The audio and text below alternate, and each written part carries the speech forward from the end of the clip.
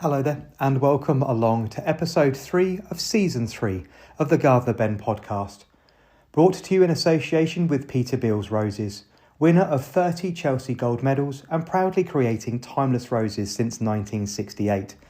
Shop online at www.peterbealsroses.com. This week on the podcast, we're going to be changing the subject matter a little bit. And I had the absolute pleasure in sitting down with local legend and TikTok star Anne Russell, who lives very close to me here in Fordingbridge. Last year, when we opened the garden to the public, we were really surprised and incredibly pleased that Anne popped down for a mosey around the garden. She stopped long enough to have a piece of cake and to enjoy a cup of tea. So when putting together the guest list for season 3 of the podcast, I thought what better way of having a really interesting and very diverse conversation than to invite Anne for tea and have a conversation with her. Anne's journey on TikTok started really to kick off during lockdown, where she actually shared content that of her normal day-to-day work life. Anne works as a domestic cleaner and was sharing hints and tips about how you can, for instance, get stains out of carpets or remove pesky marks from your walls. Over a period of time, she also started to share her own personal opinions and open up diverse and incredibly interesting conversations, dispelling myths and taking down false information from the internet in her own very, very lovely, charismatic, pragmatic and informed way. So the following conversation is basically presented to you as a rambling of two people enjoying a cup of tea, a slice of cake and a few finger sandwiches. I hope that you enjoy the conversation that follows. Well, today on the podcast, I'm joined by someone who I'm really, really excited to speak to. Anne Russell, welcome along to the Gardner Ben podcast. How are you? I'm very well, thank you. It's always good to ask, because the world seems to be a really challenging place, and you certainly put yourself out there. I'd love to know, and I've asked some friends, some really close friends as well, about some questions we can talk about today and some subject matter they would like to hear you talk about. How on earth did you end up sat on my sofa with 2.9 million TikTok followers and 899 Instagram followers and 3 books behind you? How did that happen? Completely by accident. And absolutely perfect. And completely by accident and nothing to do with me. Pure luck. Yeah. Pure luck. I was on TikTok kind of just because people did in lockdown. I was stalking a niece and something caught and that just grew. Yeah. The Instagram is actually funnier. If you look at my followers, most of them are from India. Okay. But the story behind that, I really love looking at the analytics of where my demographic come from. But so you were saying that most of yours are from India. I had about 13,000 Instagram followers, and at the beginning of last year, Instagram were trying to put themselves forward as an alternative short form video platform. Yes. To TikTok, and as part of that, they approached quite a few people and offered them. Basically, you could upload all of your TikTok content or whatever content, plus another 4 or 8 videos to try to drive traffic to Instagram. Mm-hmm. And when I first heard it, I thought, it sounds okay. I can do that. You know, that's easy enough. Yeah. And they will guarantee you some followers, and they would give you a chunk of money. And then the very good friend who acts as my agent read the contract and said, right, actually that's a paid advert for Instagram, and technically you're not supposed to do that for TikTok, so I'm not really sure about that. Contacted TikTok, who said, yeah, it's fine. And I thought about it, and I thought, I'm really not comfortable on this, because TikTok is run by an algorithm, and I don't want to offend the algorithm. I have a following on TikTok, and I could risk losing it all. Yeah. I'm not saying that. Excuse me, I keep losing my voice today. I'm not risking it for that. So ultimately, I didn't do it. Yeah. But in the period between them making the offer, they must have tinkered around on the back end, which I know they can do. Yeah. And obviously my content was suddenly being available to people on the Indian subcontinent. Oh, okay. Who don't have TikTok. No.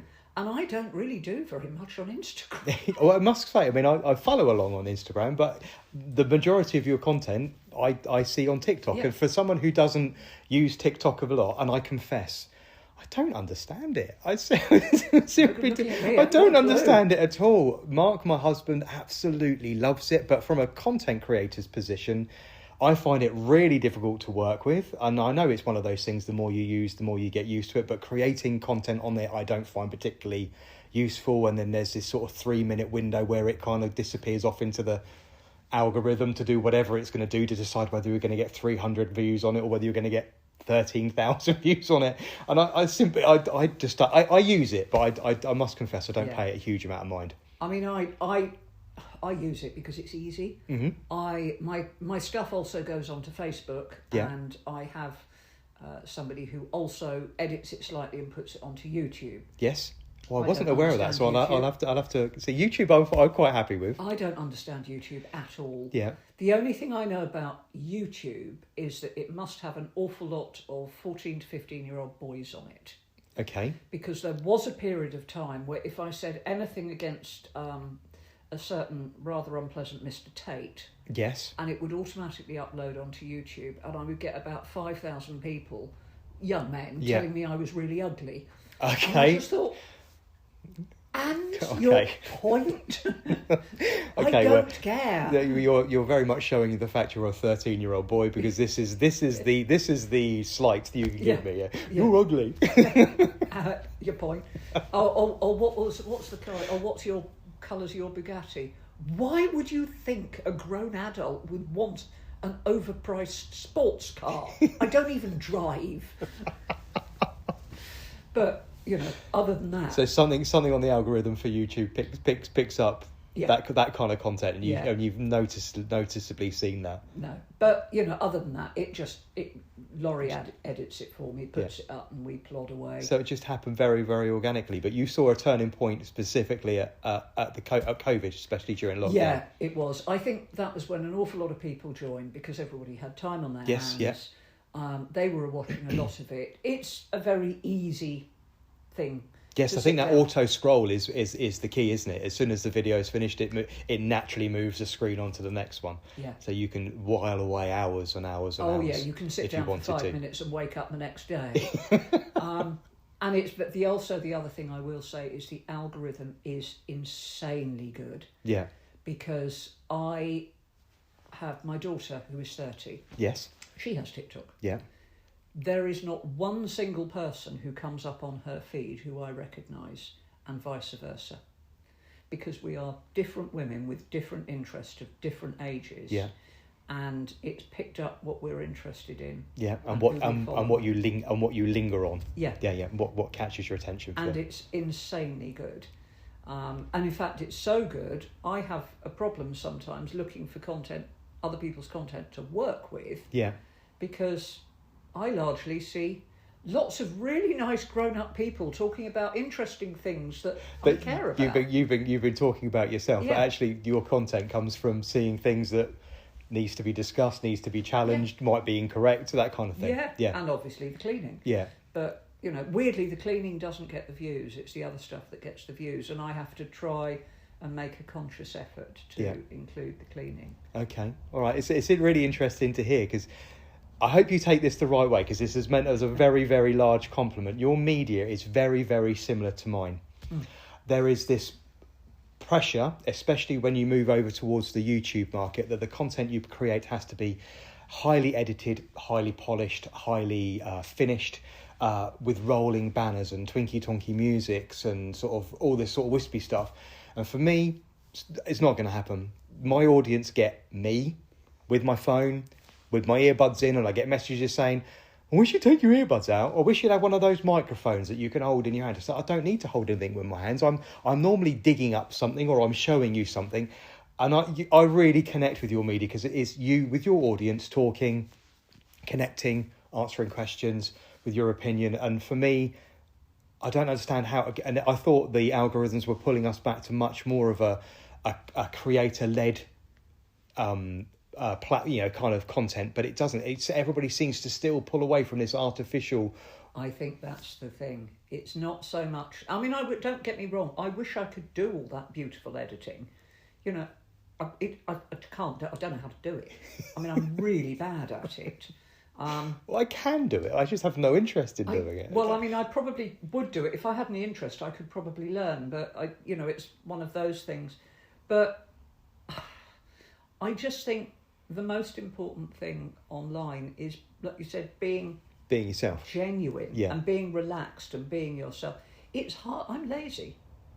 I'm really lazy. It's hard work. Yeah. Pretending to be something. Oh, it's absolutely exhausting. Yeah. Yeah. Yeah. I mean, no, I couldn't be bothered.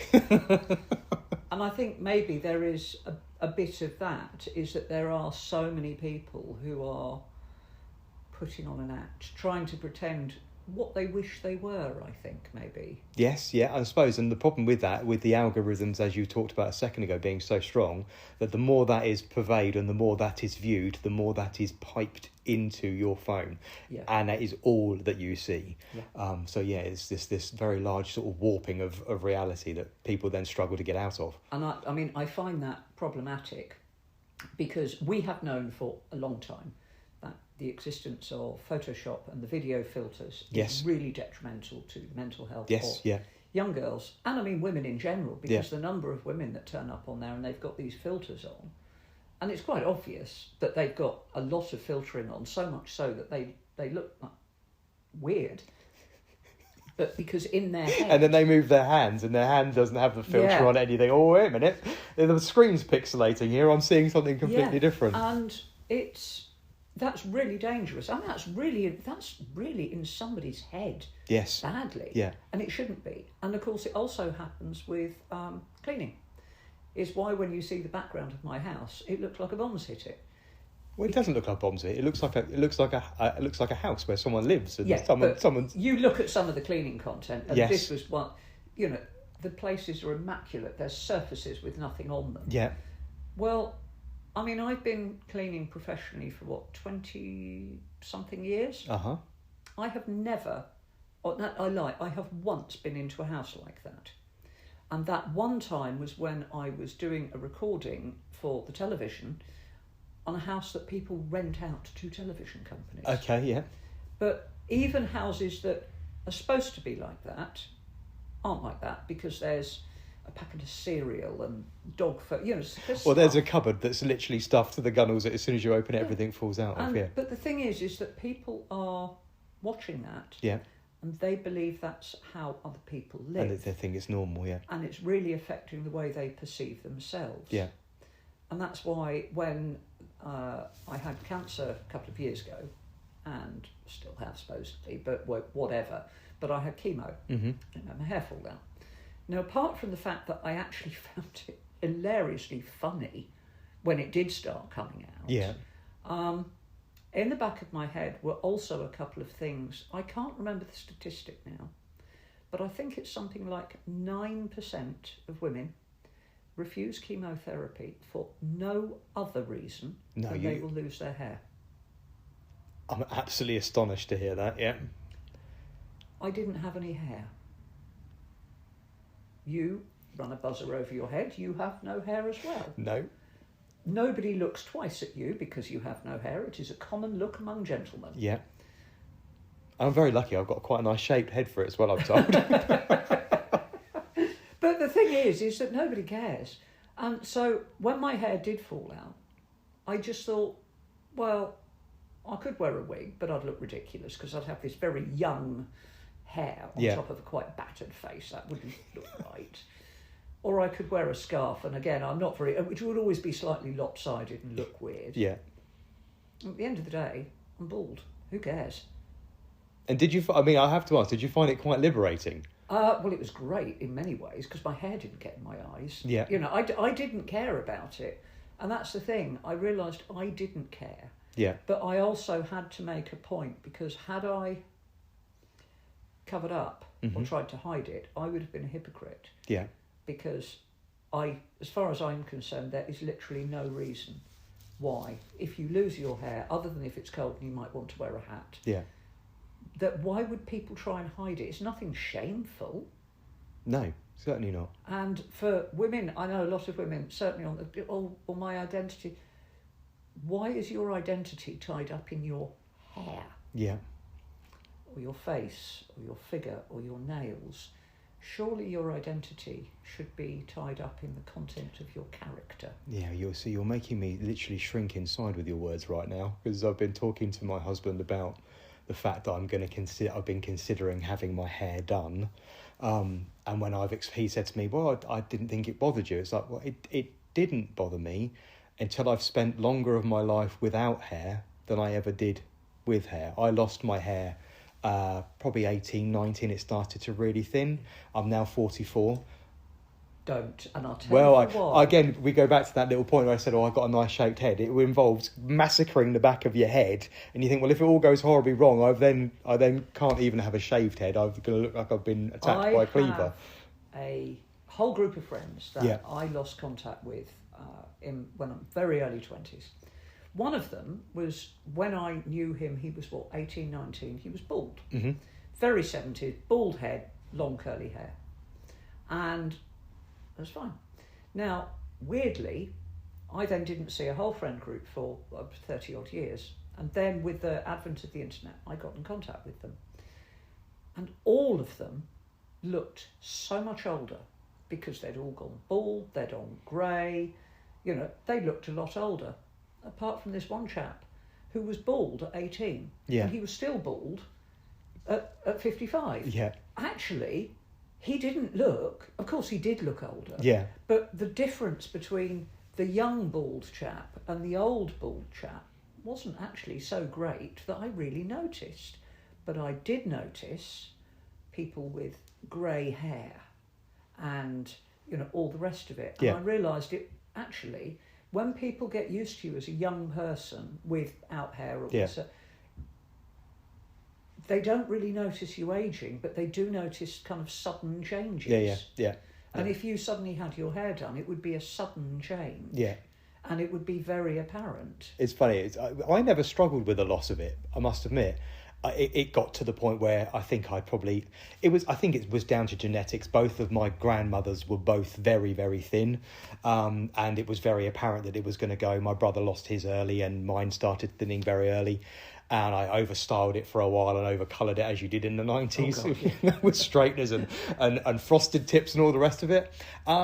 And then I didn't bother. I just thought, okay, well, it's too thin to do anything with. You can see through it, so I'm going to shave it off. And my mum was the person that really struggled with it. She went, she used to grab at it and go, but I hate you with short hair. And it's like, well, Mum, I realise there's nothing up there. You seem to be the only one that seems to be struggling with the fact that I'm in my mid-30s now. There's definitely nothing up there. But no, Mark was quite shocked to hear that I had thought about it. But it's a thing. I know it's a thing for women, but I mean, it is becoming more and more for men that you're expected to look a certain way. And I mean, I did it.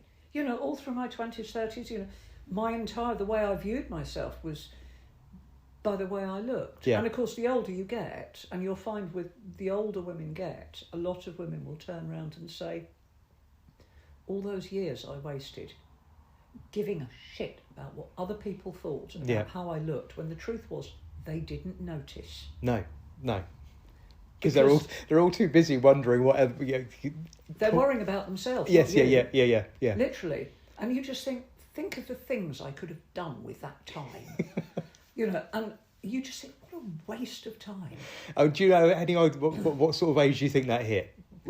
It started to hit at 40, and it just got worse and worse and worse. Yeah. As the older I get, the less I care. It's hilarious. I think you care an awful lot. Not specific about appearance and superficial things, but I think you care an awful lot about an awful lot of things. Oh, I do. Yeah. But I just think that caring about the way that you look. I did a TikTok a couple of nights ago, because Jeffrey Epstein turns up in so many TikToks, and it always slightly irritates me because. It's not because I don't think it's something that people should be concerned about, but so much of it has launched into outright conspiracy. Yes, yeah. And really dangerous and damaging conspiracy. But one of the things that I made a point of was that he was a good-looking man with a lot of money who made his money. He was a financier and allegedly a philanthropist. So all these parties with Brit, they were expected. Yeah. And somebody made a comment about, how ugly he was, and I haven't uploaded it yet, but I will do. The thing is that as a species, I think we trust people who are good looking more. Very much so, yes, yeah. Which means that there are utter monsters can be very, very good looking and very charming. Yeah. And even when you talk about monsters being utterly charming, there is also a certain amount of compassion for these people. So, there's an endearing quality to some of these really quite horrid people. Yeah. Yeah, there was a murderer coming up, and I don't even know what he did. I wasn't that interested. But he turned up again on TikTok, a very handsome man. Yeah. And the number of women that were saying, but I don't think he did it.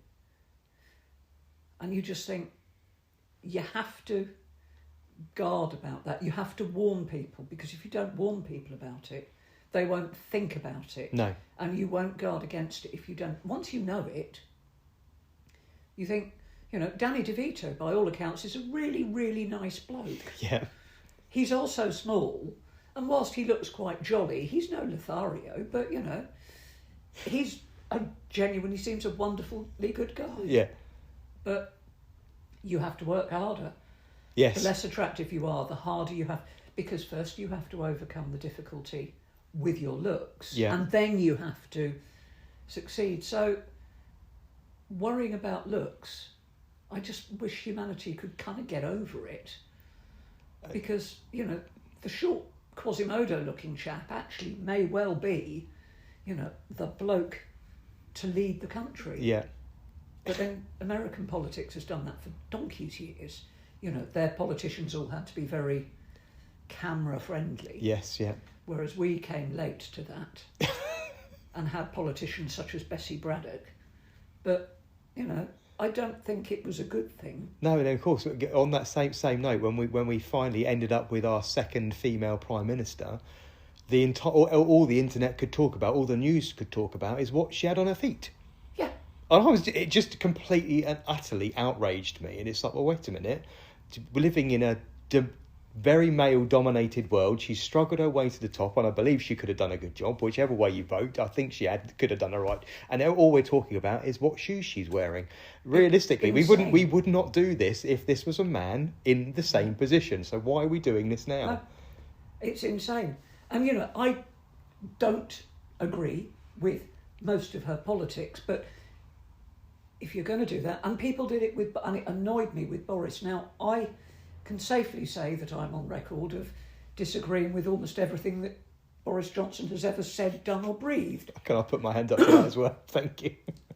But picking on his appearance is out of it. If somebody is in a position of power and authority, all criticism should be level on that. Yes. It doesn't matter what they look like. Yeah.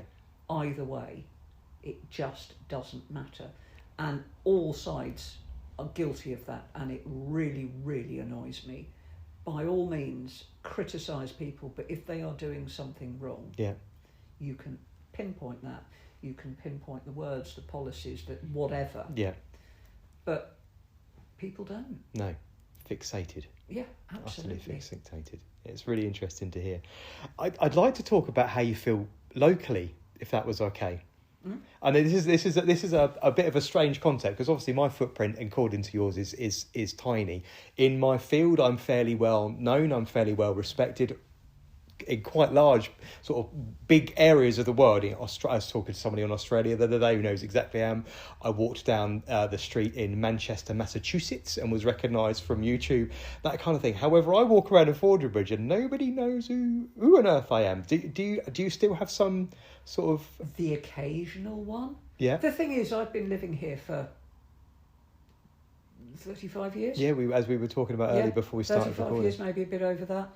Everybody knows who I was anyway. My number was on the front of the town hall for years. Yeah. Because I was the caretaker. Okay. So people who know me as me. Yes. And I presume some of them know that I do stuff online. Yeah. But This is the thing, is this hasn't affected my daily life really much at all. Wonderful. Which I completely like. Yeah. You know, it would be very awkward if it did, but it hasn't, you know.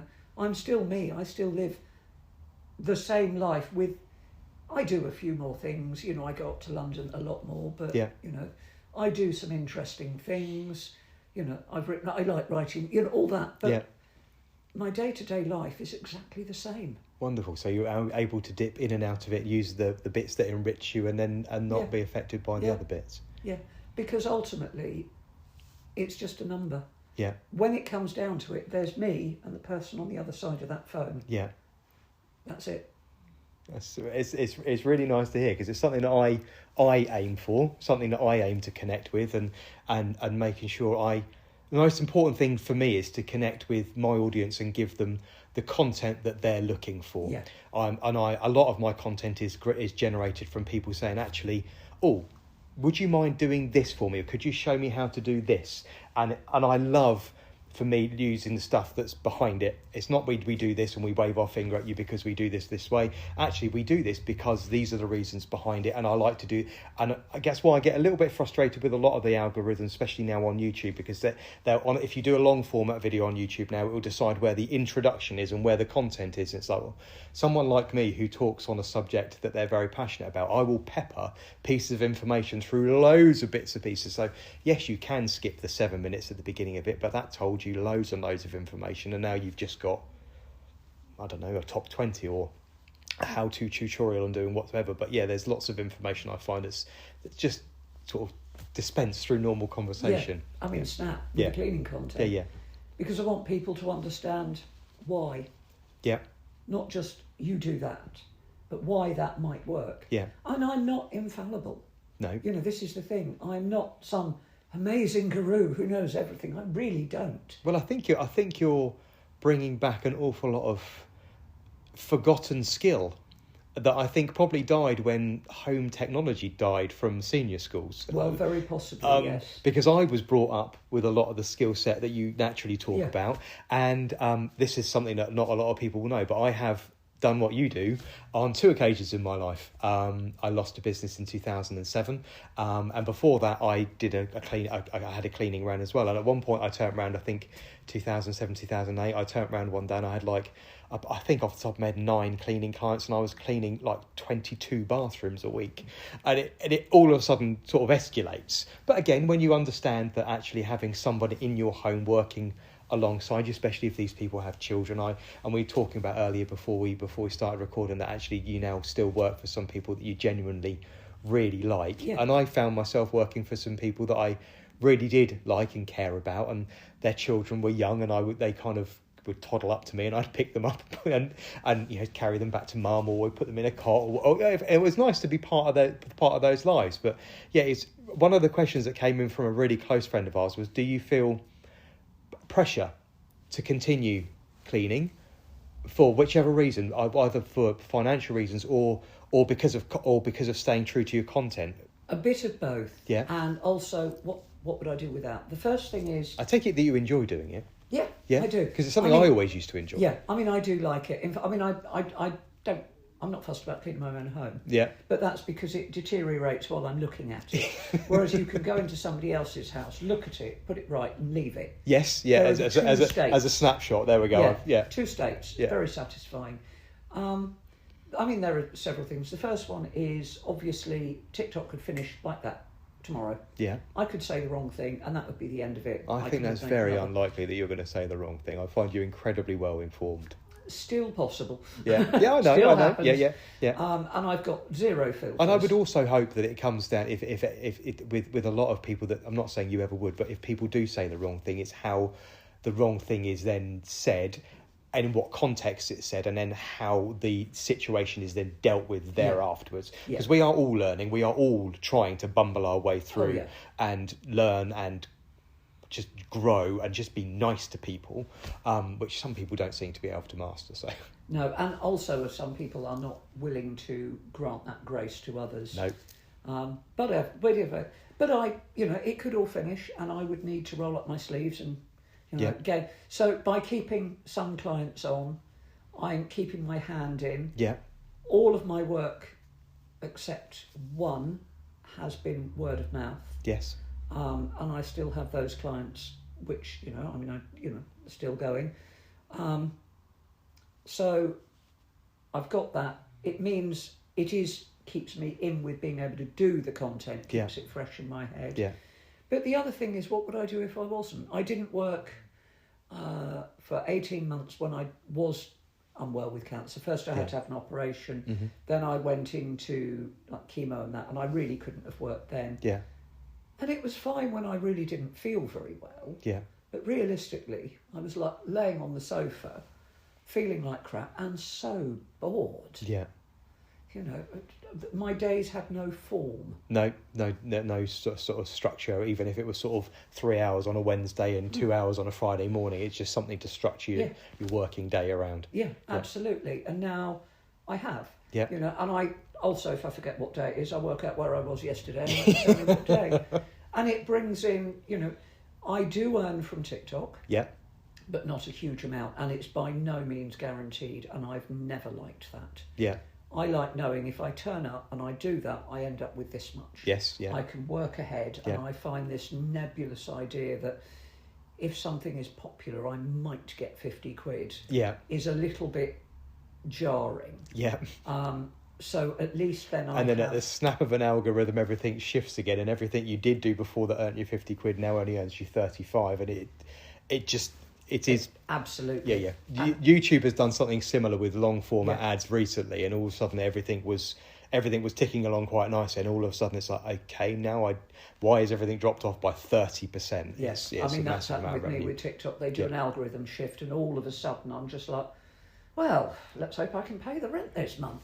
And you think to yourself, like, it took me long enough to work out how to do the last one, because again, everybody just assumes when you create content of any description that you know what you're doing. I don't know what I'm doing. I'm just bumbling along the same as everybody else. No, haven't got a clue. Winging it. I film what I want. I say what I want, and we put it out there and hope somebody likes it or it contacts someone. I have met them. There are content creators who actually know what they're doing with all this. Yeah. Not a clue. They all sound very grown up to me, so I just nod and But then you have to along. ask whether their content is actually any good, or some whether of them do wonderful content and earn very, very well. Yeah. But it's all a degree of professionalism that I would find difficult. I have technically a manager. It is my best friend of many years. Yeah, I have one. She knows. He's my husband. Yeah, she knows me. Yeah. She is great because read a contract. Good Lord, that's fine print. Yeah. I probably have roaring ADHD because all my children do, and it is fairly of it. But whatever. She's got that attention to detail, but equally she would never ask me to do something that I could not. I advertise one brand of washing liquid. Yes. Because I have genuinely used that since my son, who is now 40, was born. Yeah. See, this is the difficult line, and I often say to people, actually, you should pay if you really value the content a creator puts out. Don't look at what's gifted. Don't look at what's advertised. Look at what has been used in the past, and they've been prepared to put their own hands in their pocket and buy. Yeah, and that's the magic there. And I have, over the years, spent a fortune on that. So I thought, fine, I'll do that. But other stuff, I struggle. I do charity stuff, obviously, but that you don't charge for. No. God, I hope not. That would be a bit wrong. But I just can't be enthusiastic unless I know something is genuinely good. Yeah. And I have done some ads. I think I did a carpet cleaner, which is fine because it was a good carpet cleaner. Yes, I'm quite happy with that. Yeah. But I've been asked, I know a company doing some kind of face cream. Yeah. I don't use face cream. I mean, you have to sort of admire the tenacity for the actual sort of approach in the first place, wouldn't you? But you just think, well, actually, it doesn't fit. It doesn't, and it would look, I'm not. It would just look jarring. I can't see it being a good fit. And I would be telling a big fat fib. Yeah. You know, what do you use on your face? Oh, I use this. It doesn't. I use anything my daughter can't manage because she doesn't get on with it. Yeah. And if that runs out and Lidl have got something for £1, that'll do. You know, I'm really, not fussy. So I'm coming across this real sense of value of your own self and value of your own self-belief and values that I think, literally is very apparent in all of in everything that you create and everything that you touch. Because, like I said before, it would be exhausting to be anything else. Yeah. This is what I am, how I am. It's really interesting because I don't know, you might not have noticed, but I had quite a break at the end of last year. I was under a contract that was just suffocating. It was like literally having a lead weight around my neck. It was something I had strived for about 4 or 5 years, and when this contract finally arrived, I thought, I have finally got to where and then it arrived, and it's like, oh my goodness, look at this. It was pages and pages long. The biggest parts of that I wasn't allowed to talk on certain aspects. I was only allowed to talk about what I'm known for. That in your pigeonhole, in your box, and don't talk about anything else. Yeah. And as I quite rightly said to the people that dealt with the contract, I said, I just feel like a sitting duck. The world burns around me and I'm talking about X, and I'm not allowed, people are allowed to fire shots at me. Yeah. And I'm not allowed to say, oh, wait a minute, that wasn't very fair, or actually no, and I'm not allowed to put and it got to the point where I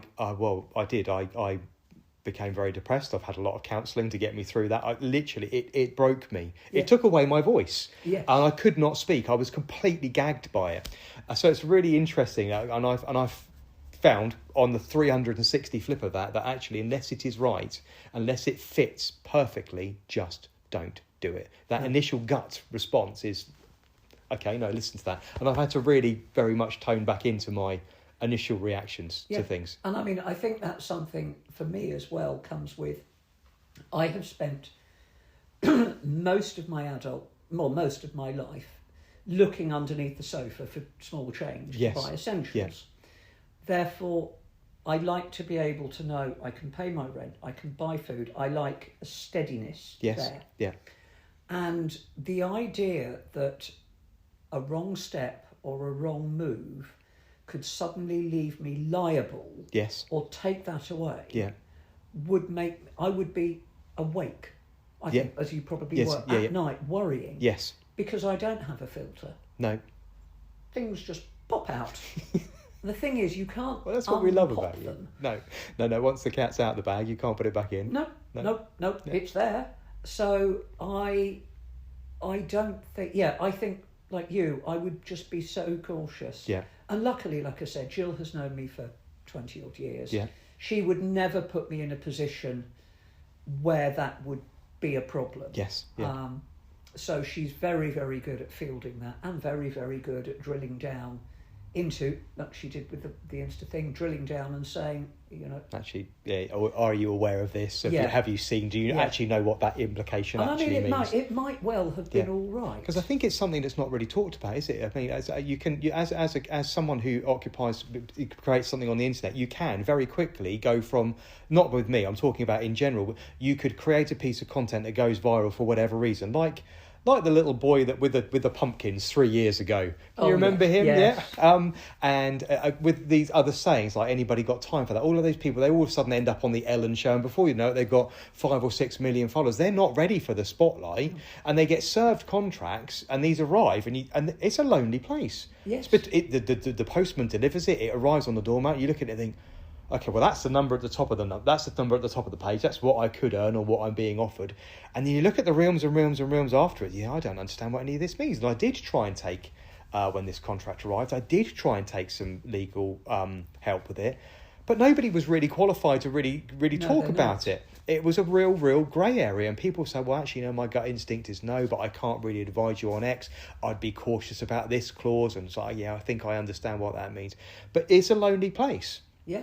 And you feel a little bit exposed and a little bit vulnerable. Well, not a little bit. I felt very exposed. I felt very vulnerable. You think, well, I've waited a long time for this moment. If I get this wrong, I could piss off the brand that I wanted. And if I get it wrong, I then put myself into a situation where I feel uncomfortable and I'm doing things that is not fitting with me. Yeah. This is it, and I was extremely lucky and it started with a joke. Yeah. Because Jill has always been good with money. She's worked in similar fields. She's good with money. She knows her contract. She can do all that stuff. I think I need Jill's phone number if you. She's really good at that. That's what she is. Not my field of expertise. Yeah. It was always a joke. Oh, if I ever get a book, you can be my agent. Yeah. And here we are with 3. Three. Yeah. And when the first one came through, I just fancy it. Yeah. And she's like, yeah, go for it. And I know somebody said to me about a year later, well, you should probably see about one of the big agencies that deals with creators. And I thought, here's the thing. They don't know. I have a verbal agreement with somebody I've known for many years, who I have complete trust in, and it would be wrong of me to just go, oh, I'm off. Yeah. It would be immoral and it would be wrong. So I didn't do it. And the nice thing is that as time has gone on and I know more and more creators, the more I've realised that was, for me, the best decision I could have made. Because then I hear the grumbles of people saying, oh, well, because of course they've gone with a management team or PR firm or whatever because of their contact books. Yeah. But at some point, obviously, that agency is making money off of the contracts that their client does. So it's in their interest to have these people spewing out ad after ad after collaboration and it's just an exhausting thing. And all of a sudden, they become not somebody who's doing fun, informative, interesting content. Yeah. They're somebody who makes advertisements with a bit of content in between. Yeah. And that's a very different very much. thing. Yeah, very much indeed, yeah. So, and I'm happier periodically writing a book. Yeah.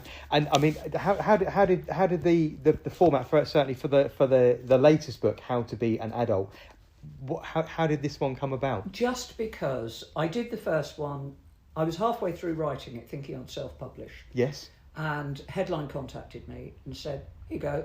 Have you thought about writing a book?" And I'm like, I would. Here's one I prepared earlier. Yeah, exactly that. So I threw it over. I really enjoyed doing it. I really liked doing it. Published it, didn't do too badly. Yeah. Then they contacted me and said, would I like to write the middle one, How to Save Money, which I wrote. Yeah. It's like writing a big essay, which was published.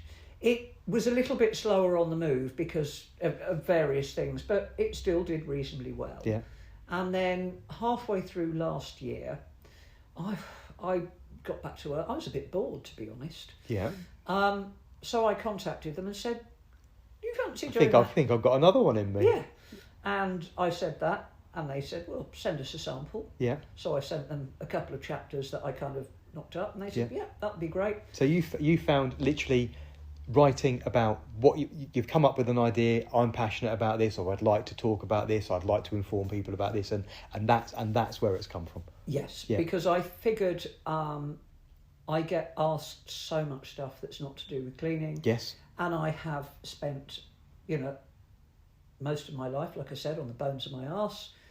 I've cooked professionally. I've cleaned professionally. Yeah. I've raised 4 kids. I haven't, as of yet, managed to murder any of them. I've had... It's still time. There is time. Yeah. I know. It's always another day. The world is my oyster. Yeah. I've had animals. I've done all sorts of random things. Yeah. I've run businesses. So, like a lot of people my age, I've got a rag bag of random experience. Yeah. But I became aware with the TikTok page that there are an awful lot of young adults who don't have parents who can give them that. No. An awful lot of them don't have parents or caregivers who are able to. And I thought, well, if people are asking me, then perhaps there's a need for it. Yeah. And the problem with writing a book like that, and it's the same with all the others, you write them, you think of stuff, you empty your head, they go to publication, you read them. I said, I completely forgot to... I should have gone off on a tangent about it. Yeah, I should have added that. But actually, the idea with all of them is not that. But surely that's just life, though, isn't it? I mean, with this book here, that How to Be an Adult that I'm holding, this was How to Be an Adult when it was written Yeah. And actually, you've continued to learn and develop. The world has continued to grow and change, and everything has shifted ever so slightly. And yeah, there might be room in here now for a chapter on X, Y, and Z. But yeah. But the thing I really wanted to do, number one, was make it not so it was a comprehensive guide. Yeah. You know, Reader's Digest do those. They're brilliant, but they're about 4 inches thick. And really I was just going to say you could stack these up into one volume. They're a whole commitment. Yeah. I wanted just a guide, more not to educate a bit, but also to hold people's hands. Yeah. And that was very much I wanted to. There's an awful lot on how to be an adult, explaining how to look on the internet for things. Yes. Because what's the point of me very carefully explaining how to wire a plug? Yeah. When I can just tell you. Yeah. To go onto the internet. How to find a reliable site. Yeah. And again, that's the problem, isn't it? The internet is just saturated with tosh. Oh, I mean, how have we taken something that could connect the entire world at the click of a button in a moment? How can we take something and literally filled it with so much rubbish? I always thought that the reason that people were quite frankly ridiculous was that they just didn't have access to good information. Well, now they're just literally being bombarded with so much you don't know what to listen to and what to look at. They don't care. That's the thing. Some of them like it. I mean, and I try to be tactful and nice on TikTok. I am not tactful or nice if I'm on Facebook. I can be really bloody rude to people. Well, the platform as a whole sometimes demands that. But I'm so sorry. I don't generally start it unless you do. Yeah. But, you know, it's... what's it? Somebody was burbling on about how vaccines give you turbo cancer.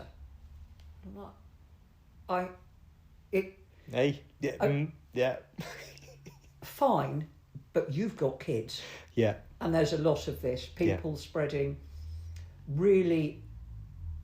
I would like to say it's harmless medical misinformation. Yeah, but it's not, is it? It's not harmless. The problem is, you said it early on in the conversation, actually, you just have to have several people look at something, several people listen to something, and people believe that to be a source of fact, and all of a sudden it's imprinted that it's almost as if my husband quite says to me, so don't be negative, don't say it out loud, because you've then said it twice. You've said it in your head and you've said it out loud, and you've heard it now 3 times. It's exactly the same with the internet. Someone wrote it, it's been heard, and that person now believes, because it's on the internet, that it's now true, and it is not. It's poppycock. It's dangerous. Yeah.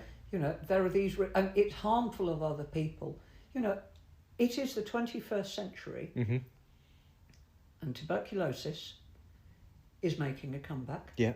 Polio is making a comeback. Measles is making a comeback. These things kill people, and they are all diseases that 20 years ago we thought had almost completely eradicated. Yeah. I am one of the few remaining adults. I have a smallpox vaccination scar. Yeah. I had the BCG, but it didn't scar. Yeah. But that's my smallpox. We eliminated smallpox, and it was completely eliminated. Yeah, sure, there was a downgrade in it because increased public health does improve those diseases. Yeah. But it was completely eliminated, except for a few laboratories, by use of the vaccine. We were nearly there with polio. There was just a few small pockets in, I think it was up in the back end of Pakistan where it went into Afghanistan. It's back out again because they couldn't get, because of the political conditions, they couldn't get the vaccine teams in. Yeah. Had they managed it, and it was such a small pocket, had they managed it, polio would have gone from the world. And I remember when I was a child, you know, injury, polio, in leg irons, things like rickets. I remember one of my Aunt Elsie's friends, Rose, was in calipers. She had rickets. I was just going to say, my grandfather, he's passed now, but he had a friend who had polio as a child, and again, I remember him 20 years ago. I'm not sure if he's still alive, but in metal calipers, and had gone through a life of excruciating pain as a result of it. Yeah. And then you get these idiots on the internet trying to tell you that you just need some. And now the Health Secretary of the United States is spewing this stuff. It's just. I mean, I'm laughing, wrong. but it is not funny because it is just so absurd, isn't it? It is absurd. To most and normal wrong. people that have any sort of clinging on to normality or what's right and wrong, you just thinking that this is ridiculous. How has this person ended up in this position? How can this person be in the position where anybody is paying attention more to the point? But they have them. And the one thing I got when I was undergoing chemo, yeah, and I made a point of posting a lot during it because actually, it wasn't great, but it wasn't awful. Yeah, it wasn't as bad as it would have been 20 years ago. I felt a bit bare for about 10 days after each one, but it wasn't that bad. And I know other people will have different experiences because it's very definitely not, the same size fits all. But I wasn't awful. No. I've had bouts of flu that made me felt worse. Yeah. So it was important to get that out there. But the point being, people kept saying, Big Pharma makes all this money. The wellness industry, the supplement industry, makes a lot more money. Oh, yes, it does, yeah. And while I was laying there, bald and slightly feeling, there was some awful, I think she's Australian woman, and she sells, my books, I'm happy with this. I'm not quite sure how many I've sold, but, I'm happy with the sales of my books. Yeah. She has made millions of pounds selling books that tell people if you have a lump in your breast to put bicarbonate of soda on it. Yeah. Telling people, just outright falsehoods. Is this something similar to the documentary I've seen about the apple cider vinegar thing? That kind of thing? Yes, yeah. Eat a raw foods diet, don't drink alcohol and everything will be fine, kind of thing. Cut out. It's wrong. And I knew, I had people coming to me saying, you shouldn't do this, you should do that. No, I know they meant me, where they came from was a good place. Yeah. But what worried me was that they believed that sincerely, and they would recommend that, and that's what they would do if they were ill. But they weren't you. So no. But some woman's just lost her daughter. Yeah. Because she followed and is still denying that it was her daughter not getting proven conventional treatment that caused that poor child. Well, not child. It was a young woman. Yeah. To die. So. All through the book, I spent it trying to say to people, if you need medical information, try the nhs.co.uk website. Yeah. Go, if you want legal information, go to the government website. Yeah. Because, like it or not, that's trustworthy. If you want to know what law is, go to the government. They write the law. Yeah. Whether you agree with it or not is irrelevant. Yeah. They write the law. Yeah. That's where you will I find suppose that's information. again, we going back to the problem with the internet is to say you can type in how to wire a plug on the internet and you get 4 sponsors ad before you end up with, for instance, a which how-to guide or an electrician saying this is how you wire a plug. Yeah. And I've seen somebody do it wrong.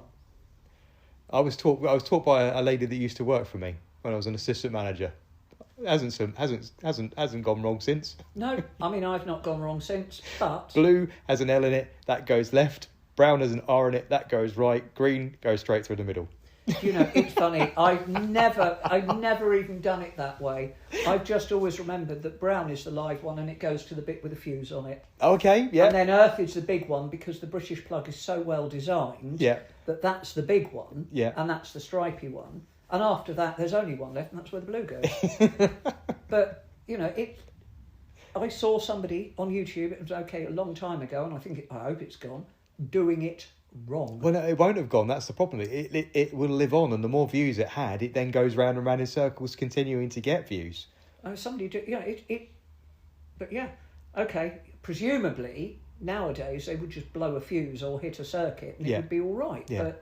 But, not always. And we're going to take a little bit of a break. I'll make you another coffee and we'll come back in just a second. Is that all right for you? Yeah, absolutely. All right. After a short comfort break, I made Anne another cup of coffee and we settled back down on the sofa with Ethel at our feet to continue our conversation. Now, as you can tell from the first part of my conversation with Anne, the conversation very naturally takes many twists and turns with no subject matter off the table. And this is one of the lovely things I like about Anne's content online. She's not afraid to meet the difficult subject matters head on from a really informed and human perspective. So let's get back into part 2 of my conversation with Anne Russell now. We've had a little bit of a comfort break and I'm back with Anne. One of the biggest questions I'd really like to talk to you about actually came from a very, very beautiful friend of ours called Emma, who I reached out to over the weekend, and she had something really interesting to ask. She said, do you feel, because this is something that I feel quite often, putting things on the internet, do you feel that sometimes sticking your head above the parapet with, for instance, challenging subjects like politics or human rights, women's rights, is that something that you feel comfortable with, or is that something you just feel that you need to do? I have to say, I never really gave it even a second's thought. Yeah. Like I have said before, I'm not big on filters for a start. If people are willing to do, I have no problem with people disagreeing with me. This doesn't bother me. I have a problem with people disagreeing with me in such a way that it would cause harm to others. Yeah. So for example, I will be completely comfortable with people who have concerns about immigration. And I will be quite happy to talk about that with them in a civil and pleasant manner, as long as those concerns are based in fact. Yes. And quite often they're not based in fact at all, which I understand that people are led to believe things that are not true, and that is a wrong thing. But if you don't stick your head above the parapet and you don't talk about it, I am immensely lucky. I am hugely lucky. There is no cost to me at talking about this stuff. No. I have nothing to lose. Yeah. I have a voice, I have a platform. Yeah. And I am a woman of a certain age. I'm old, I'm 62. I'm self-employed. I don't have to kowtow to an employer, so I'm not going to be pulled up on that. Yeah. There's no cost to me, and I know that there are many people, millions of people, who there is a huge cost to them. They have a lot to lose. Yes. If they talk about this stuff, and they therefore can't. Yeah. I can. Yeah. So. And again, I think there's a little bit of a pressure with people that want to talk about certain subjects, but there's this fear of talking about certain subjects and getting involved in certain topics, especially, which they don't want to get wrong. And therefore, a lot of people are quiet and complicit in what goes on because they just... I suppose I'm guilty of it. I scroll past things and think, I don't have the time to get involved with. I don't have the bandwidth to get involved with or get into an argument about such and such. Well, sometimes with me, it's actually the language skills. I can't type out a response that then people don't pick on my spelling or my grammar. Yeah. And then you're back to schoolyard stuff and you think, actually, the point is still the point. Yeah. And I think a lot of people just don't get involved with stuff because... I think that's because a lot of online discourse doesn't allow for nuance. Yes. Which is really important. And unless you allow space for nuanced conversations, people can't learn. How do they? I said this ages ago, and for example, I am a big supporter of trans rights. Quite simple. It's simple as that. So you say you are, fine, no skin off my nose, let's go. Do you know what? It's a really interesting conversation because obviously you know what my husband does for a living. Yeah. And we have educated ourselves, and I say to people, this is really very basic. Mark wore a Protect the Dolls t-shirt to Brighton in May. Yes. And we were in a queer venue. A lot of people have a problem with the word queer, but we were in a queer space, and a gentleman of a certain age came up to him and said, I just don't understand what the point is. I don't. And Mark said, okay, we'll try and explain this in layman's terms to you, shall we? I know in my physical self that I identify as a man. I always have done. However, if I woke up one day and I identified as that plant over there, and I wanted to be known as that plant over there, it takes nothing away from you whatsoever just to respect my decision that I feel like a plant. And if I know in my soul, in my person, that I feel that is me, what the hell has it got to do with anybody else?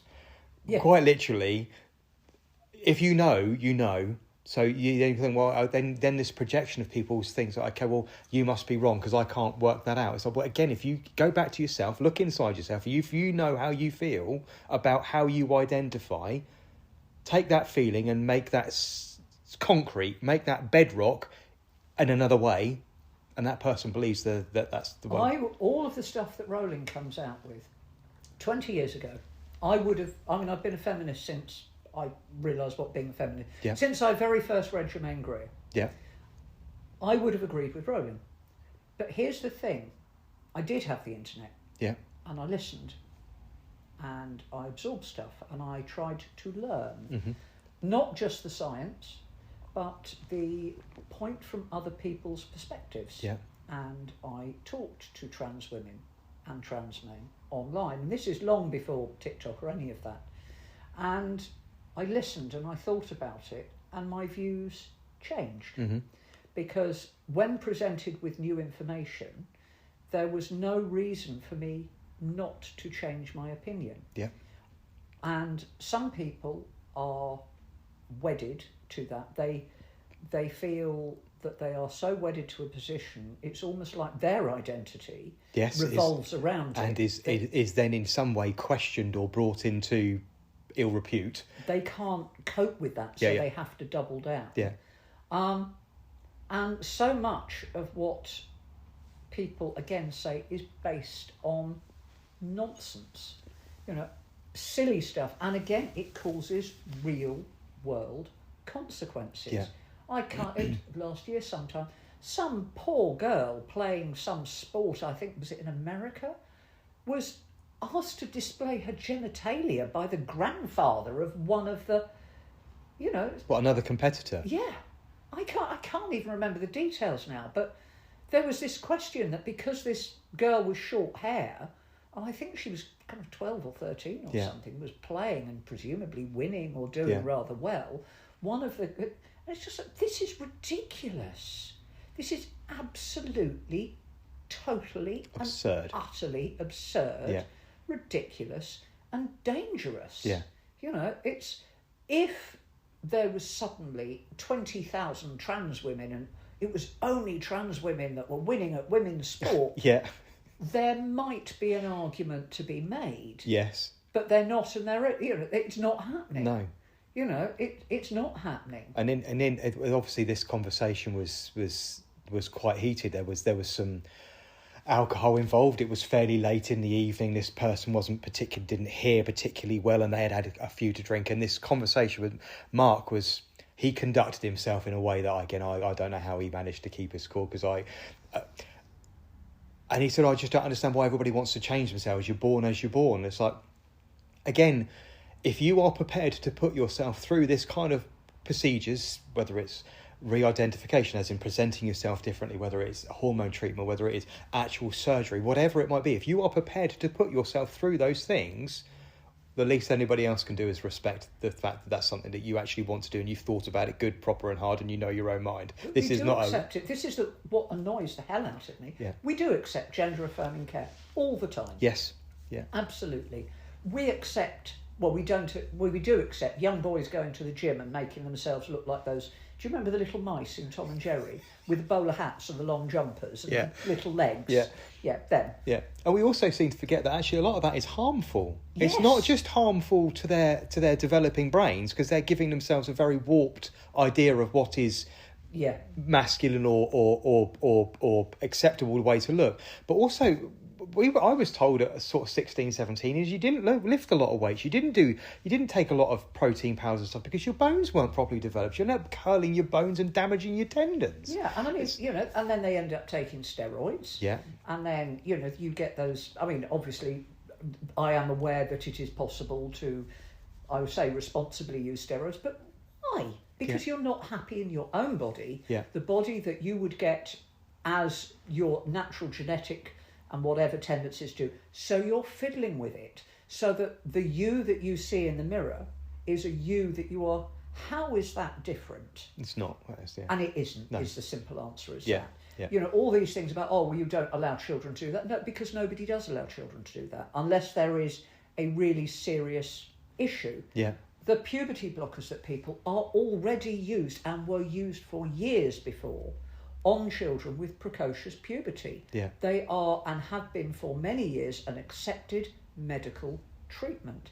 And for some kids who may be trans, it's still an accepted treatment because their puberty is precocious, because they haven't quite yet got to a term where, so you can give them puberty blockers, and then it gives them a bit of breathing space, a bit of time. Yeah. And some of them will come out and say, yeah, no, actually, I'm okay. Of course, there is that very large content creator, Lily, on TikTok, who recently was, well, I'm not entirely sure what the right phrase is it, but for me, what Lily was doing was actually wasn't the problem. It was the fact that she was filming in a public bathroom. Yes. Which was the issue. Yeah. And again, I think out of everything that Lily could have ever been criticised for doing, and the things that Lily may or may not have said out of context, actually the fact that the point where actually you were recording in a public space, and recording at a Disney park is one thing, panning round people waiting in line to get food or get on to be fair, I saw that and couldn't really work out the fuss because it was fairly obscure. Yeah. If you knew what she was talking about, you would understand it, but she deliberately kept it quite obscure, so an 8-year-old would just wonder why a woman was talking about cake. Yes, yeah. But yes. But for me, it was it was the filming of it in a public space, especially as that's always the nonsense. Yeah.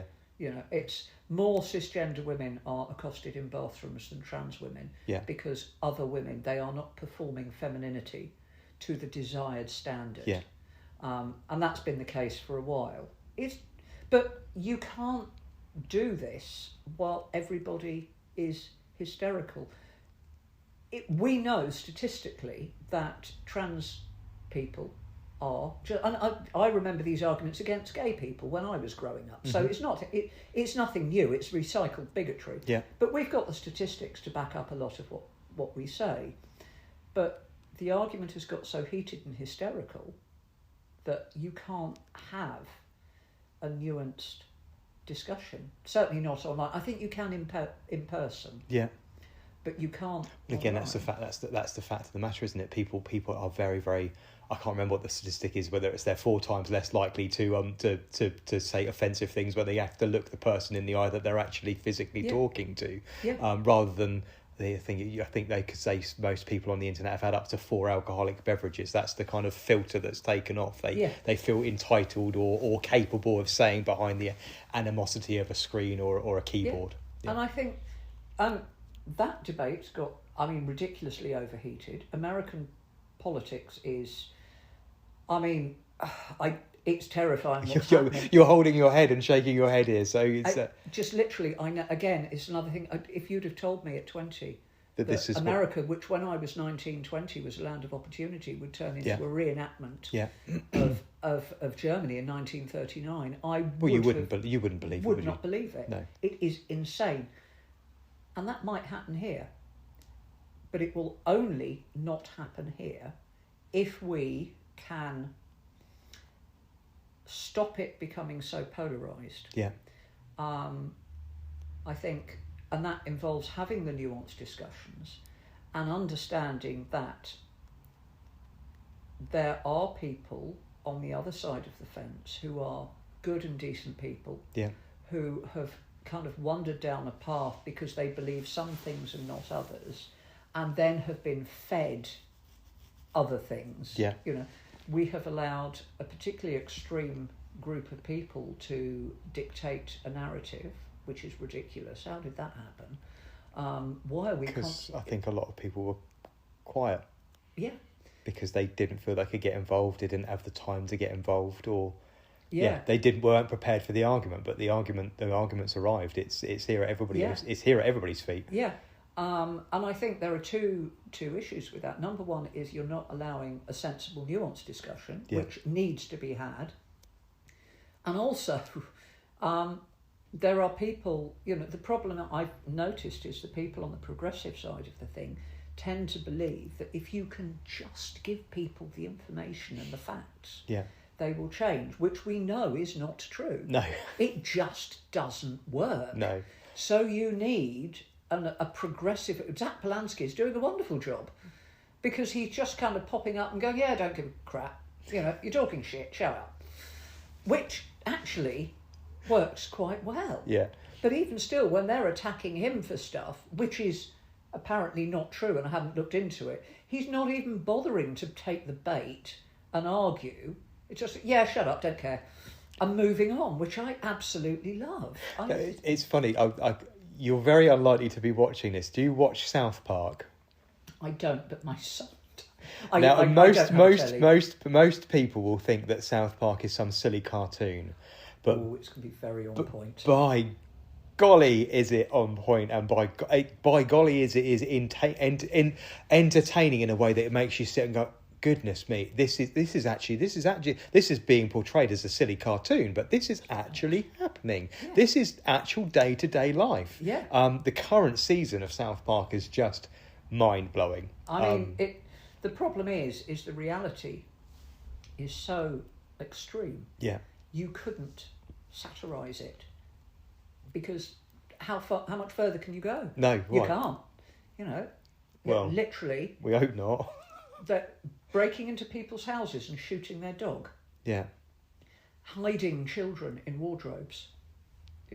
This is just insane. Yeah. And Farage wants that here. And this is the thing. He said he wants it because they're leading the narrative, and they are saying... But because it gets so much airtime as well, yes. Continuously fed by the media. And I understand it's almost like its own algorithm. It's because it gets airtime, it gets even more airtime, and the sensationalisation just gets larger and larger. And then they rise higher and higher in the polls. Yeah.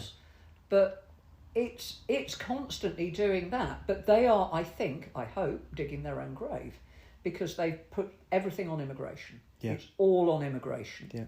And then everybody's kind of like, yeah.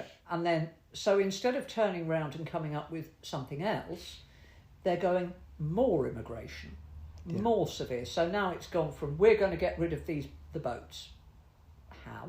Okay, ignoring that. You took us out of Brexit. Yeah. That caused the boats to go up. Okay, fine. You're going to... Again, you have to ask yourself, if someone is that desperate in a predicament in their life that they are fleeing something that horrific, they are prepared to get in that unbelievably unsafe, terrible little boat and make that journey. I just don't understand. I don't understand the thing. Equally, we've got to admit, because it is something that is true, that there are, without a doubt, criminal gangs of foreign nationals running a lot of drugs, a lot of prostitution, a lot of human slavery. Alongside of it, yeah. The thing is, they are making a lot of money out of that. And I'm pretty damn sure they're not coming over on a dinghy. Just putting it out there. Yes, but what they are doing, and I know this within a degree of certainty, is when those people come off the dinghy, which they bought, they paid for, they organised, they're saying, by the way, you owe me 50 grand for getting you from there to here. Yeah. And you are now going to live in slavery, and I'm going to make you work for it. Yeah. And so they have created, but we're not going to do it by demonising the victims. No. But there is that discussion has got to be had, because what's happening is one group of people are looking at these, which are undoubtedly unpleasant, deeply dangerous criminals, and saying, these are the people that we are importing on the boats. No, we're not. But the thing is, rather than dissect that, Farage and his ilk have gone from that. We are now going to get rid of, we're going to do this, we're going to do that. Our next policy, I know, let's have more airtime on immigration by making another ridiculous promise. We are going to get rid of indefinite leave to remain. Yeah. We are going to follow America. We are going to do that. Now, my hope is that they are so focused on keeping all of the discussions, all of the ills on immigration. Yeah. It's all to do with immigrants. We live in an area with very few immigrants. Well, it's funny. I was just about to bring the conversation back to that. I mean, we couldn't realistically live in a more white suburban backwater, realistically. And we've lived somewhere very similar to this before we lived here, and there was somebody with very, very keen on that whole narrative, living very close to us, and you just wanted to say to them, where are you seeing these immigrants? Because I'm walking around and there are 3,000 people here, and I'm not seeing anybody that doesn't look. Can't get a doctor's appointment though, can you? But my daughter, who lives in an area with a lot of immigration, can get a doctor's appointment much more easily than I can. So I'm just putting it out there, it's probably not the immigrants, is it? No. But the thing is, if we allow them to keep going on that, I mean, we can fight back so that people know that their vote isn't wasted. But I'm hoping that they will end up becoming such a grotesque caricature that even people, or the reasonable people, shall we say, who have reasonable and understandable concerns, and they are there, are then able to look and go, yeah, actually a bunch of raving loonies, don't really fancy that. And actually all the other policy that you don't have is actually balanced out somewhere else. And they can look over at America and think, yeah, hold on a minute, that is not looking terribly nice. No. Because, somebody was commenting on something earlier today online, and she said, I have mixed race grandsons. Their heritage is my heritage. Yeah.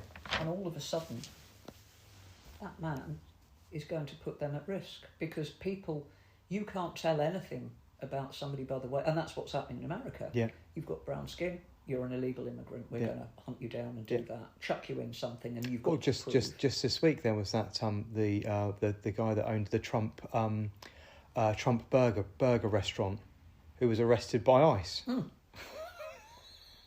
I mean, I'm chuckling because again, it titivates the humour, but again, it's just ridiculous.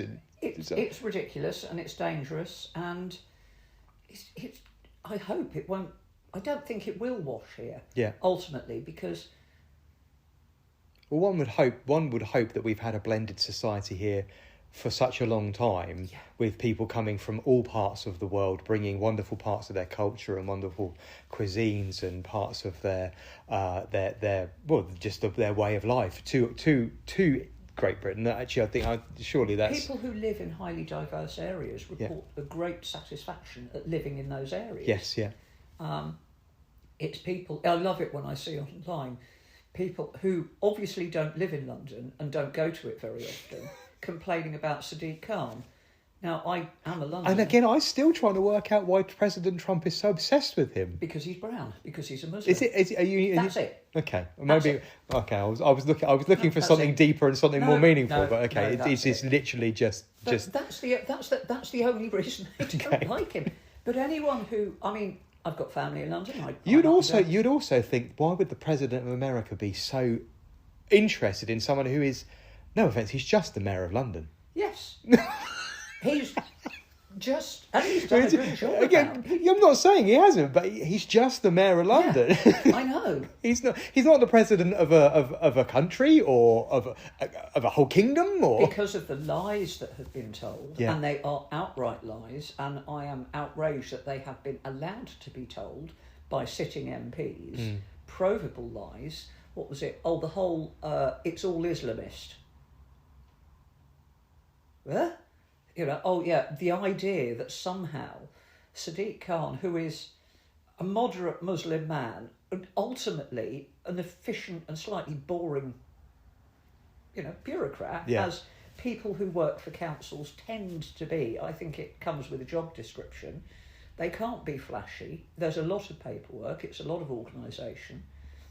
Has somehow turned into this kind of arch villain, along with the fact that there are brown people visible in government, but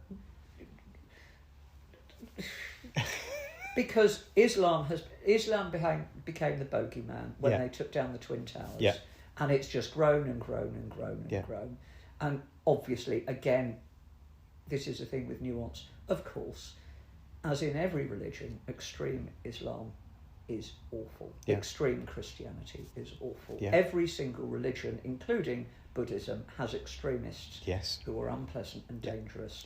And yes, there are all sorts of issues within all religions, and Islam is not free of that. No. let's face it, most people who are Muslim are lovely. They just want the same things that you and I. Of course they do. They just want to live a happy, healthy life. They want to raise their family and let's fuss about that fun run. Sure. Look, at the end of the day, that's how no Muslim woman should be forced to wear a hijab or segregate if she doesn't want to be. Yeah. I absolutely support that. But at the end of the day, it's a flaming mosque. They're having a run.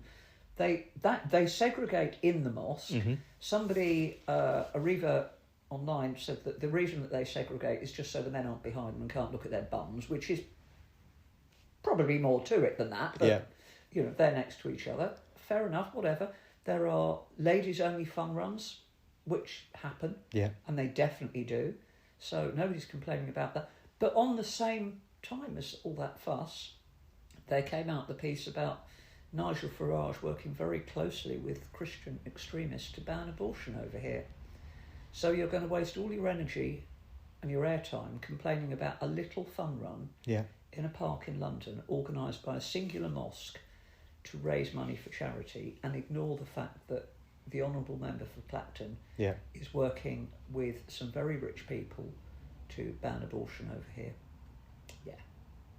Which is going to be the biggest problem. Well, again, it's the diversion tactic, isn't it? Yeah, let's bully the brown women. Yeah, and take away the actual rights of every woman. Yeah, to make the choice of whether to do. Yeah.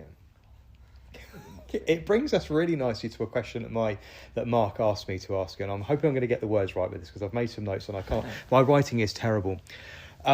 His question was about that in a time that's really designed to divide and polarise us. Is there something that you think that people could do on a day-to-day basis that actually would make it easier to connect with people, easier to have those nuanced conversations with people?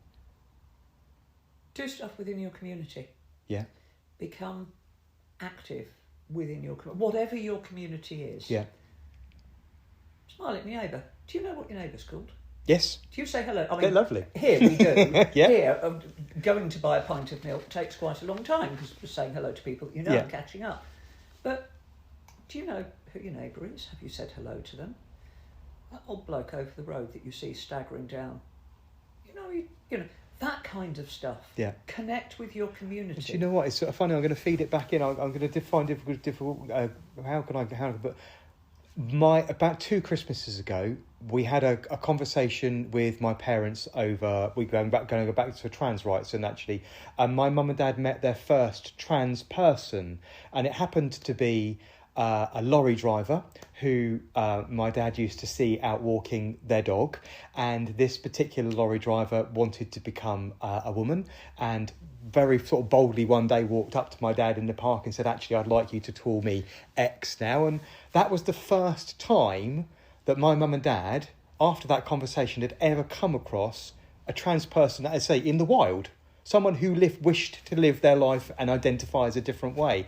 And I think that really, really helped my mum and dad. Yeah. Actually, this person, we were fond of this person. We used to say hello to this person quite regularly. And actually now this is just a different person. This is the same person, but actually now presenting they look a bit different. Yeah. And now that person has had a full change and is living their life in their very late 50s to early 60s as their authentic self. And again, as we said a second ago, it's so much harder to have confrontational arguments with people that are not nuanced or not educational and don't see a change of thinking when you're face to face with someone rather than on the internet. But also you realise that, they made a banging beef bourguignon before and they still do. Yes.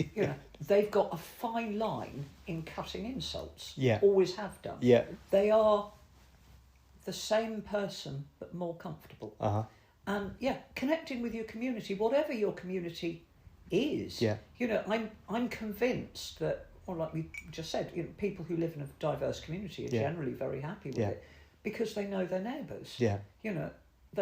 They meet their neighbours. They realise that they are ordinary human beings. Yeah.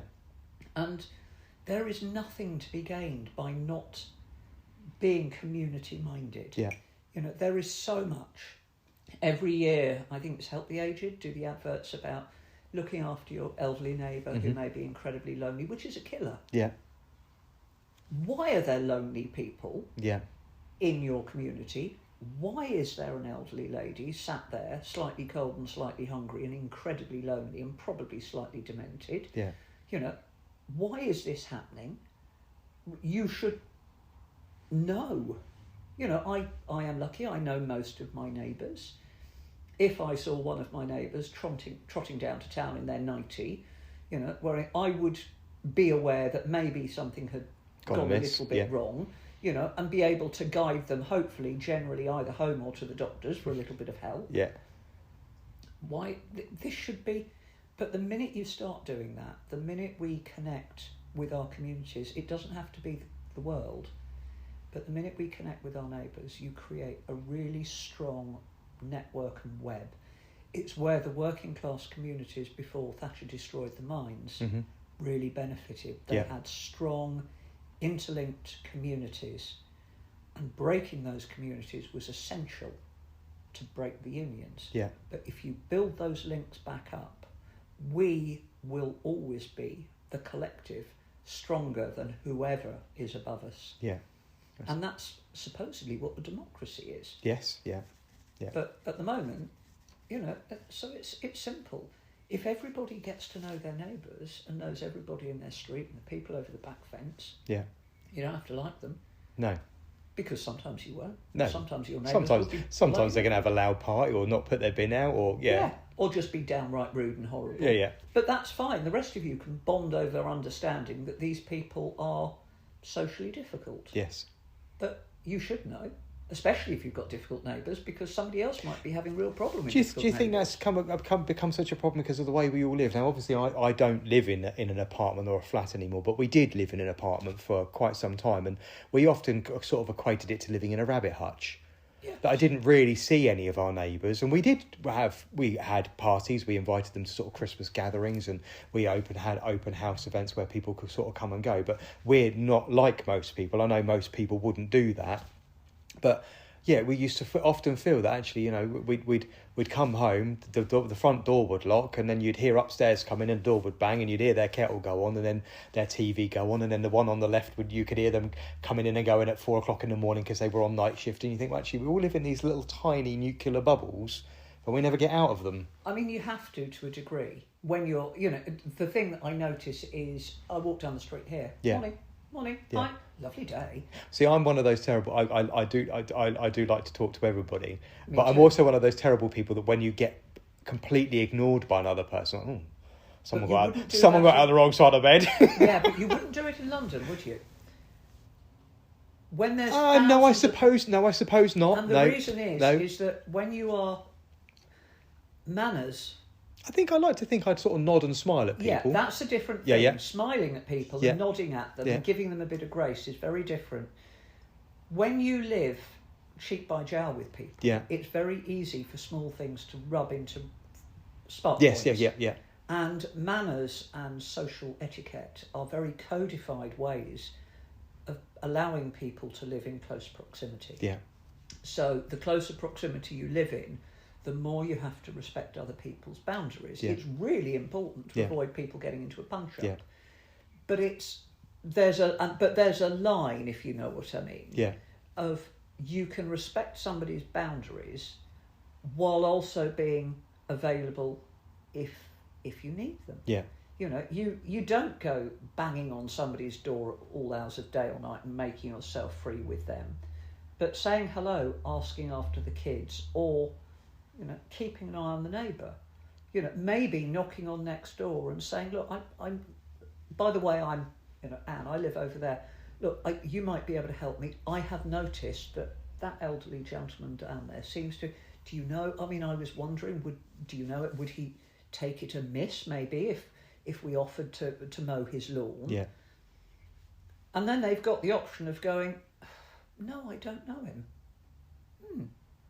I don't know. Yeah. We'll just a little tiny bond and you can walk away. It doesn't take a lot. No. So you build slowly. So getting involved with community and just taking some time to invest, but invest in literally where you live. Yeah. And just that, because of course we all live next door to somebody. Of course we do. Yeah. No, and you don't have to overstep boundaries to do it. No. You can be respectful, you can be polite, you can give people their space, give them their privacy, not gossip while doing that. The two things are not mutually exclusive. No, quite. One last question for you, if you may, because I've taken up far too much of your time already. Now, I know you listen to a lot of audiobooks. I do, especially when you're working. I do. What are you listening to right now, and do you have any recommendations? What am I listening to now? I have... God, what have I just finished? Because I know Mark is a huge consumer of the audiobook. I have, for my audiobooks, I belong to the library. Yes. And I get them free from the library. We've got a wonderful library here. Yes. Yeah. And I have downloaded the Borrow Box app onto my phone, and I borrow my audiobooks for free. Okay. So I tend to listen to series. Yeah. Because then I can download. Is that because you like to get your teeth into something? Yeah, if I'm listening to it while I'm, if I'm doing a soul-destroyingly boring job, I want the audiobook to distract me from thinking about that. I have just finished, I'm waiting for another one, DCI Ryan detective stories. Yeah. I've listened to all of those because I'll do them back to back. Yeah. Things I have listened to in the past, and often the things that I listen to are not things that I would read. Yeah. So, for example, I'm reading all the Richard Osmans. I've read them all. Yeah. I wouldn't listen to them. Yeah. Because when I've read them, the voices in my head are very different to the ones on the audiobook. So I tend to... Have you watched the movie? I have. And how did you get on? There's your pension there. They have shot themselves in the foot. Okay. The problem is I want to be careful for people who have not read not seen it, yes. So no if spoilers, you are not a book reader, you will love the movie, I think. If you have read the book, you might find the film difficult. Yeah. Because they are not the same thing. No. I mean, I think Richard Osman said that it was in production before the book became very successful. Yeah. And he took the very wise decision to just step back and say, there you go, do it. Yeah. The only thing about the film, which is not giving any secrets away, is hilarious because there is a retirement place. Yes. Which I visualised in my head. Yeah. Because there is one local to us called Pembridge House. There is, yeah. And I visualised it to be a slightly upmarket version of Pembridge House. Yeah. Which involves cord carpet, magnolia paint, practical lighting and sensible staircases with aluminium strips. Yeah, nosings, yeah. This is one in a stately home that still looks like a stately home. Yes, very much so, yeah. Which is fine. Which leads you to believe, how big is the service charge on this block? Also, how many residents? Because in the background of every scene, there are at least 15 very sprightly elderly people pretty much running around. They're either playing tennis, there's about 15 of them doing archery butts. And it's like, how many are living in there? It's an anthill. So, not quite the portrayal of sort of the Waiting for God series. So they're not actually sort of, they don't... I'm not saying that anybody should look like they live in a facility like that, but it's not. No, I visualise more Waiting for God. Okay, yeah. With more brains. That was where I had got. Yeah. But apparently, the people who would live in a retirement home are all, in fact, in their mid-50s. Mid-50s, and yeah. Run very well, play a really lively game of tennis, and are all incredibly rich. Very, very wealthy indeed. Yes. Yeah. You know, the books portray it that, these were comfortably off pensioners, but the people in the books have got to be really rich. But whatever, it's a bit of fun, isn't it? And what's next on the listen for you? Have you got anything else lined up that you're going to listen to on the audio book? I have got the next DCI Ryan one, and I've been combing through to find another worthwhile series. I got really annoyed. The last thing I was listening to before I got ill, and I didn't listen for a while, was All the Midsummer Murders, which I'd never seen or read, and I listened to all of them back to back. It was brilliant. Yeah. I like that kind of thing. I mean, Mark likes something. If he sees that the audio book has like 50, 80, 100 hours in front of him, he's just literally, I'll just let it wash over me. Yeah, I can't have anything, if I'm listening to it, I can't have anything that is too deep with too complicated a character list. Yeah. You know, it's got to be fairly simple. And I'm sorry, again, I read the heavy stuff when I was in my 20s. Okay. The older I get, the more I just want to be able to pick up a book and do what I did with a kid. Is just disappear in the pages. Transported somewhere. Forget the world for a bit. Yeah. Somewhere simple. Lovely. And it's been wonderful talking to you today. Thank you so much for being so generous with your time. It's been a real pleasure. And obviously, we'll mention all 3 books. I don't have the middle one, so we've got Clean Everything, How to Clean Everything, first book. What's the middle book? How to Save Money. Well, I think that's a really important one in today's day. And How to Be an Adult is the latest one. That would be the one. Yeah, wonderful. It's been really lovely. And I'm glad you got to meet the lovely Ethel. Holly is going to be really annoyed with you when you get home. I didn't mean to. Well, she's going to be... I know, but Ethel is an absolute sweetheart. Yes, you are, aren't you? Yes, you are. Wonderful. We'll talk to you again soon. Thank you very much. Thank you. Bye-bye.